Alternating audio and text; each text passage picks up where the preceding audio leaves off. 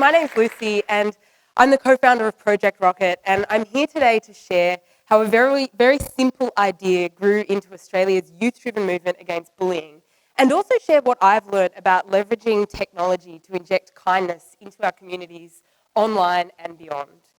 I want to start by acknowledging the traditional custodians of the land on which we meet today, the Wurundjeri people of the Kulin Nation, and pay my respect to elders past, present and emerging, and extend that respect to any people in the room today of Aboriginal and Torres Strait Islander background. Doing the work that I do is impossible without deeply considering and respecting the history of dispossession and violence and bullying that happens on this very land that we're all a continuing history of. And I also really want to acknowledge in the face of that the resilience and leadership of our Aboriginal elders whose footsteps I'm so grateful to walk in doing this work. I'm here because ever since I finished school, my job has been going back into schools to run workshops on a really awkward topic. It's not sex ed, it's bullying. And the reason it's awkward is because teens tend to expect the absolute worst when we talk about that topic. So you can imagine the kind of reaction our team gets, standing in front of a couple of hundred high school students announcing, hey, we're from Project Rockit and we're here to talk about cyberbullying. It looks a little bit like this. I'll let you work out which teen you would have been. I was probably top right myself. And the thing is, I actually totally get it. Because when I was in school, I'm sure it was the same for you. If you've told you're about to do a workshop on cyberbullying, you tend to expect a really boring lecture or something really judgmental, or for someone to come and try and terrify you about all the risks out there, and if you make a mistake, you'll get a criminal record and never get a job and be forever alone. That kind of fear-mongering. Or maybe someone who's just going to come and try and make everyone cry, or something you have to sit through and endure that actually doesn't make a difference at the end. That's definitely what I expected. And straight up, I've got to say that the only thing that qualified me to start doing this work was that I was fresh out of school and I really hated bullying, and I actually really cared about my peers. I cared about the way that people were treated. I just didn't believe that those fear-based approaches would work. I wanted to see issues like cyberbullying put back in the hands of the people they affect the most, and that's young people themselves. So shortly after finishing school, my little sister and I decided to do something about it. She's the hot one with the blonde hair. We got thinking about how, rather than terrifying people, how cool it would be if in school we explored ways that teens could boost their confidence in each other, or how we could equip people with actually socially credible strategies to challenge bullying, rather than ignore it, walk away, or tell a teacher, which is what we'd been told. We started thinking about how cool it would be to build critical thinking skills so that students are able to start dismantling that social ladder that holds people in line, so that we can create cultures that actually celebrate diversity rather than just tolerating it, and where people can start to find ways to be themselves at school and online as well.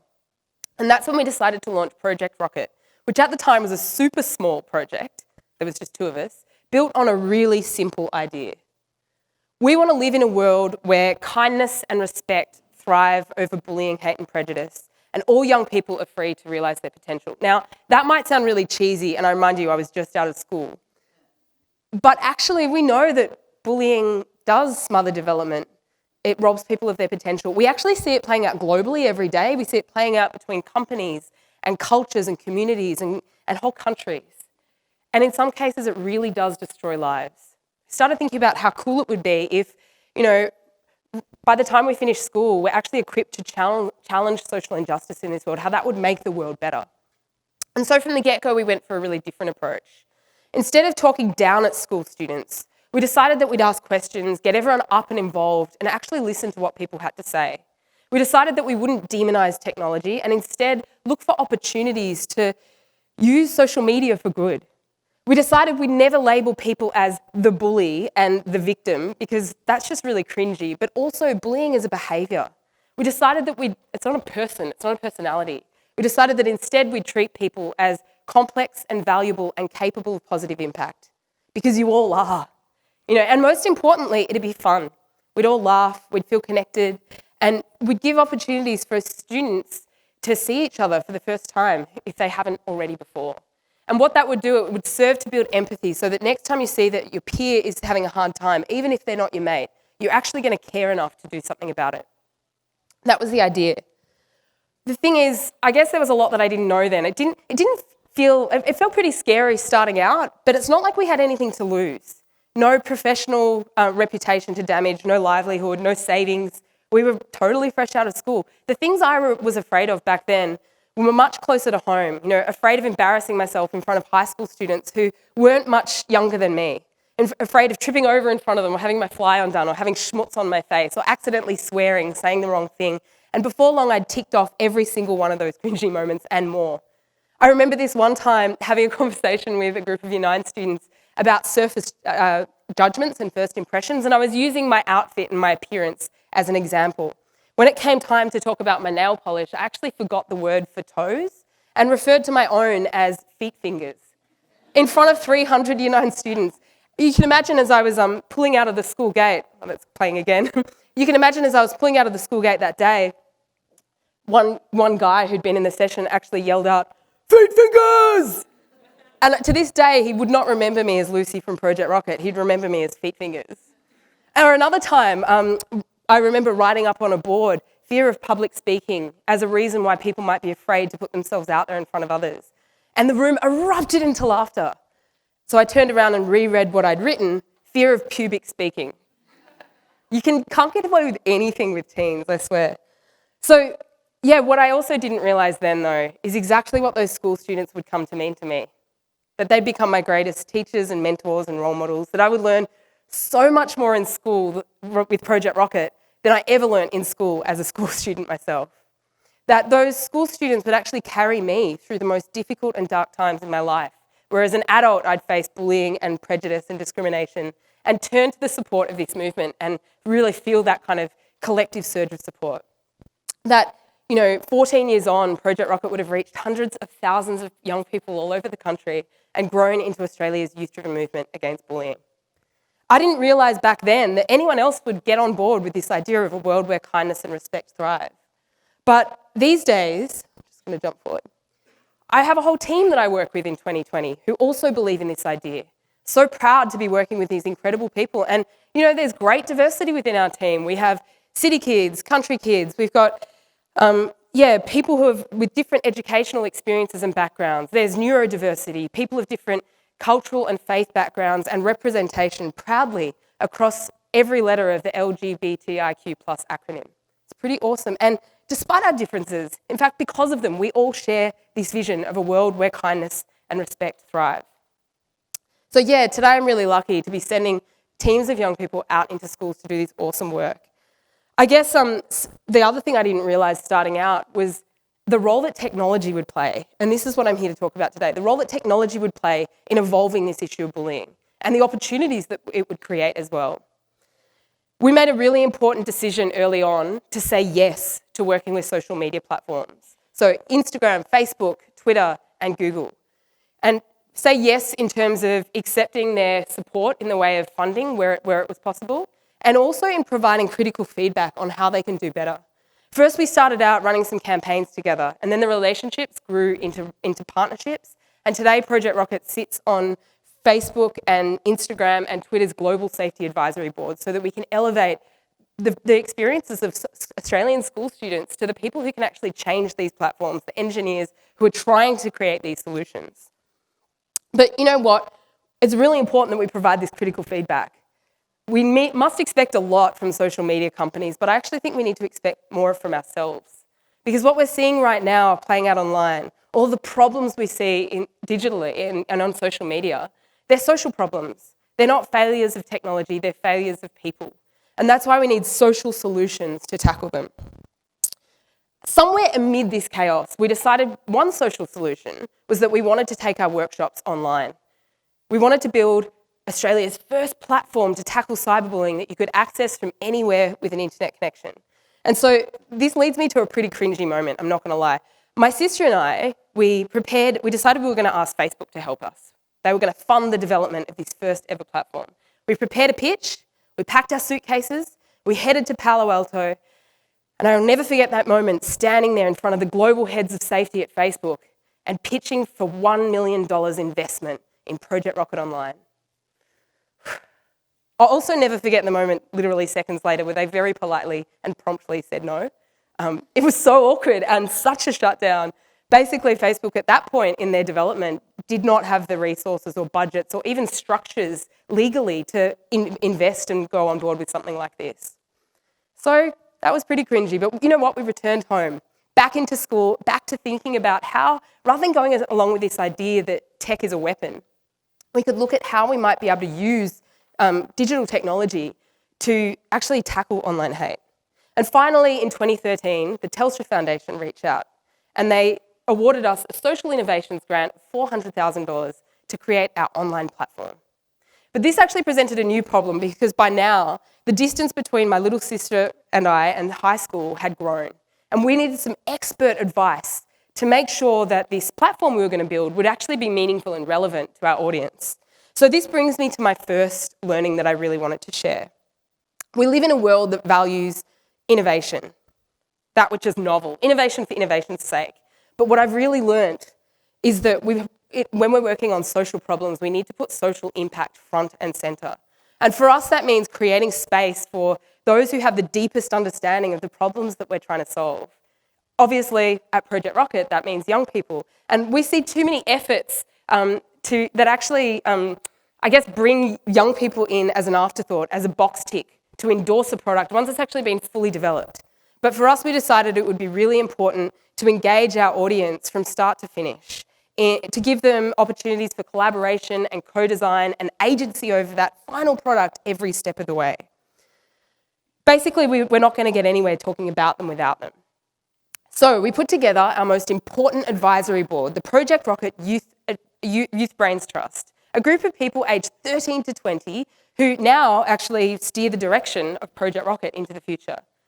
We asked the Youth Brains Trust, will this online platform be any good? Do you think it's a good idea? They gave us a resounding yes. Next, we asked, what questions do you have about cyberbullying that you'd like to have answered by this online platform? Not one single question came up that was about technology. Not surprisingly, we found that young people didn't want to learn about privacy settings or how to hide your news feed from your mum or how to block someone, how to report something. They actually knew all of that. The questions they had were much more nuanced. Things like, why do people bully? Like, really, why? How do you know when someone has crossed the line? How can you help your friends to help themselves? Why do people feel like they have to be the same as everyone else? How do we know who we can trust? And why do society's standards get to where they are now?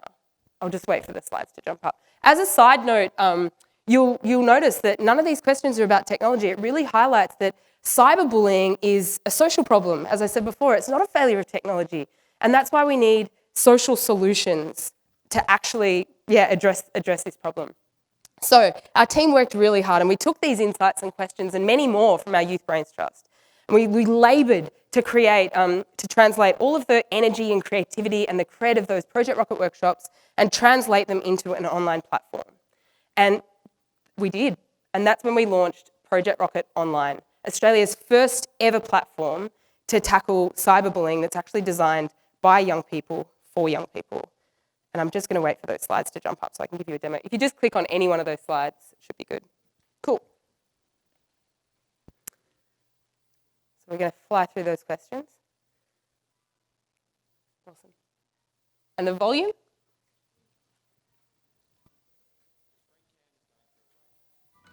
He shows you a revealing photo that she sent him. Why do you think he should keep it to himself? We know it's not always easy to stand up for what you believe in. But hey, you might find a few helpful ideas hidden inside your life. To be honest, the majority of people are against online hate. That doesn't mean they know how to handle it. We've made out this social media platform to help you out with some tips for dealing with common cyberbullying situations. You know, I like that idea. Sometimes all it takes is one person standing up for others to do the same. So that's Project Rockit Online. We finally did get there, but it wasn't with the help of Facebook at that time after our really cringy pitch. The way it works is that the online workshops provide this multimedia-rich learning experience for students where they can log in, plug in, and just dive into some awesome learning. while also providing group-level data for teachers about the attitudes and issues within their school culture. And because the platform captures data, we can track its impact. We learnt pretty quickly that before the program, only 49% of young people felt confident to challenge cyberbullying. But after, well, that stat currently sits at 96% of students who are confident to challenge it. So it just goes to show that when we embed our audience really genuinely in these programs and their development, they really can have an impact. Which leads me to the next learning that I want to share, and it's around strength in diversity. I'm just going to put it out there that cultivating diversity isn't just the right thing to do, it's also the smart thing to do. And we need to each start by compassionately educating ourselves about intersectionality. So let's talk about intersectionality. We've shaken things up in terms of embedding our target audience in the learning. So for us, that's involving young people in innovation. But are young people a homogenous group? Are they all the same? No, absolutely not. And that's why we need to take an intersectional approach. And what we mean by that is, and this won't be new to everyone in the room, but we know that different aspects of a person's identity predispose them to opportunities and challenges in the world, especially when it comes to online spaces, right? So for us at Project Rockit, it's really important to remember that that diversity exists among young people as well. We're not going to reduce them to that blanket term. So imagine that each of these circles represents a different part of someone's identity. So let's say maybe their age, their faith, their sexuality, their gender identity, and their cultural background, right? The problem with the way that this is represented is that these parts of our identity don't exist in isolation. They actually overlap. So they actually look more like this.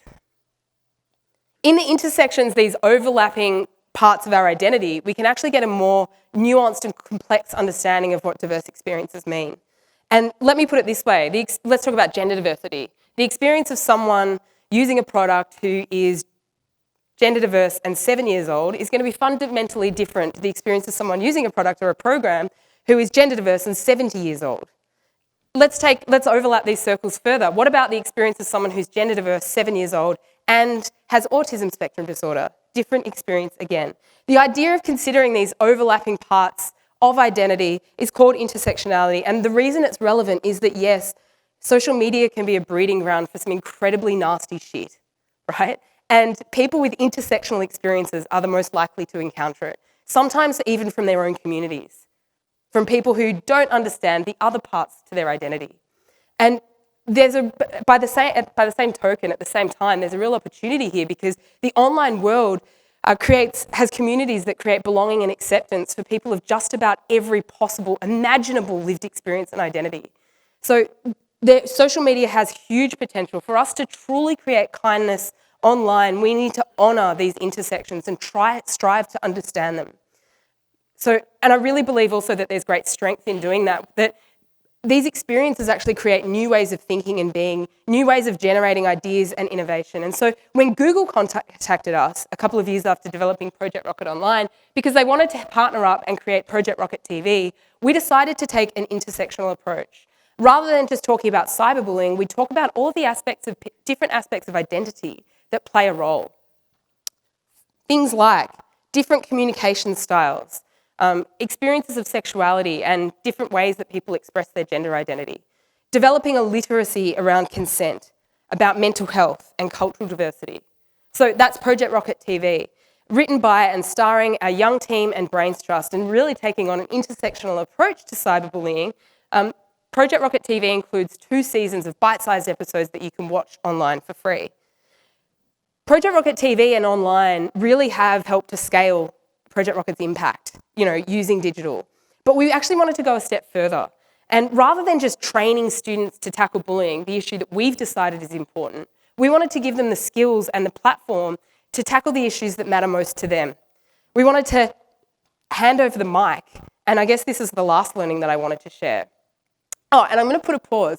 You know that how I told you before about that cringy moment where we pitched for $1 million to Facebook? Well, you wouldn't believe it, but years later, they actually got back to us and said yes.